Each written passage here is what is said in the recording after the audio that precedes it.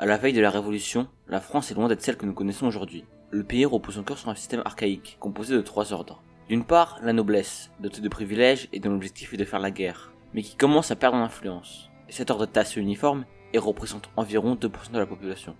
D'autre part, le clergé, doté de privilèges et dont l'objectif est de prier. Ce dernier possède 6% des terres de l'État, mais les disparités économiques sont importantes, notamment entre le bas clergé et le haut clergé. Cet ordre est donc loin d'être uniforme et représente approximativement 1% de la population. Et enfin, le tiers-état, ceux dont le rôle est de travailler, doté d'aucun privilège et composé d'environ 97% de la population. On y retrouve donc de tout, des paysans, des commerçants, des avocats, etc. Les disparités économiques sont aussi très importantes, d'autant plus qu'on assiste en ce XVIIIe siècle à un important enrichissement d'une partie du tiers-état, ce qu'on appelle des bourgeois. Ces derniers s'enrichissant notamment via l'intermédiaire du commerce et du développement de la manufacture. Mais cette bourgeoisie qui commence à se développer voudrait avoir sa place dans l'ordre politique, sauf qu'ils sont considérés comme faisant partie du tiers-état. Et bien que certains bourgeois aient été anoblis, cela reste assez rare. En somme, comme le résume un pamphlet de Sieyès, qu'est-ce que le tiers-état? Tout. Qu'a-t-il été jusqu'à présent dans l'ordre politique? Rien. Que demande-t-il? À y devenir quelque chose. La société d'ordre est donc fondée sur des inégalités et commence à perdre son sens en ce XVIIIe siècle. La noblesse ne remplit plus son rôle, l'influence de l'église, bien qu'encore très importante, diminue au fil du temps, et une partie du tiers-état s'enrichit grandement, avec le développement d'une classe bourgeoise. Mais cela est loin d'être le seul problème qu'a la France à cette époque. En effet, le régime politique repose sur un roi de droit divin qui dirige sans partage. Mais cela commence à être remis en question, notamment par les philosophes des Lumières comme Voltaire, Rousseau ou encore Diderot, avec des œuvres telles que Du contrat social, l'encyclopédie ou Traité sur la tolérance, qui encouragent leurs lecteurs à penser par eux-mêmes, tout en donnant une critique du système en place, et par conséquent tout ce qui va avec, comme la société d'ordre, l'église ou encore la monarchie absolue. Les écrits des Lumières ayant un certain écho, notamment près de cette bourgeoisie en plein essor. De plus, la France subit de plein fouet la famine, notamment due à l'éruption d'un volcan en Islande qui a ruiné les récoltes, cela ayant eu pour conséquence l'augmentation du prix du pain. Sauf que les salaires, eux, n'augmentent pas.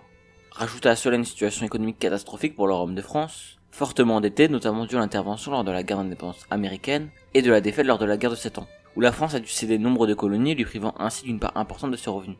Pour ne pas arranger la situation, la France a signé un traité de libre-échange avec l'Angleterre à propos du textile.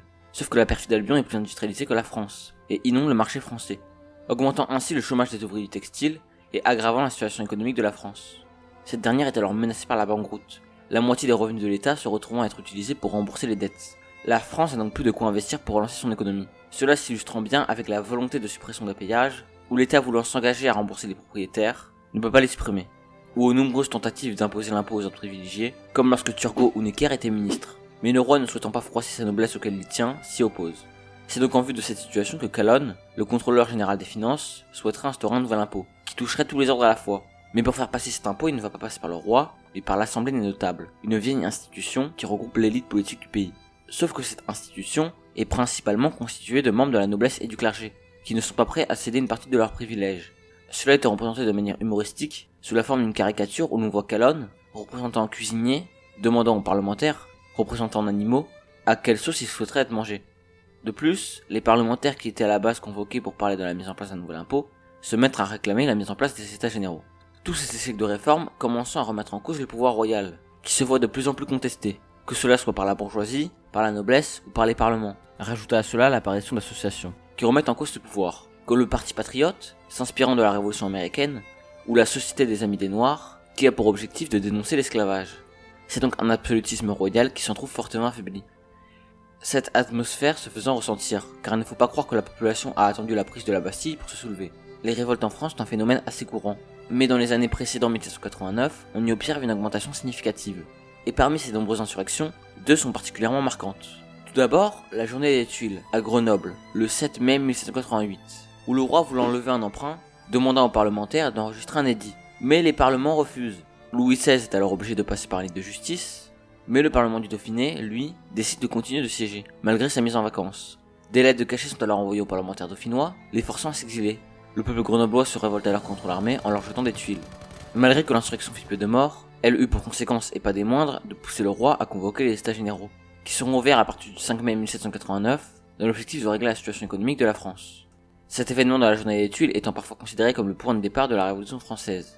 Il est aussi important de noter que le Parlement du Dauphiné n'est pas le seul à s'être révolté. On peut aussi évoquer celui de Besançon, de Toulouse ou de Rennes, et que ceux qui siègent dans les parlements ne sont pas du tiers-état, mais de la noblesse. Cet événement dans la journée des Tuiles est donc une insurrection populaire, mais au profit d'une noblesse parlementaire. La seconde grande insurrection est l'affaire Réveillon, du 26 au 28 avril 1789, où Jean-Baptiste Réveillon, un entrepreneur possédant une importante manufacture de textile, va faire la proposition de baisser les salaires, ce qui aura pour conséquence, selon lui, de baisser le prix du pain. Sauf que cette proposition passe très mal auprès des ouvriers parisiens ayant déjà du mal à se nourrir. Les ouvriers décident donc de se soulever et de piller la manufacture de Réveillon. Mais la répression ne suffit pas à attendre, avec plusieurs centaines de morts et de blessés. C'est donc dans une société française en pleine crise économique et sociale que s'ouvrent les états généraux le 5 mai, où clergé, noblesse et tiers-état se réuniront. C'est le début de la Révolution française, mais cela sera pour un prochain épisode. En attendant, si vous avez apprécié cette vidéo, pensez à vous abonner ainsi qu'à liker pour aider à me référencer.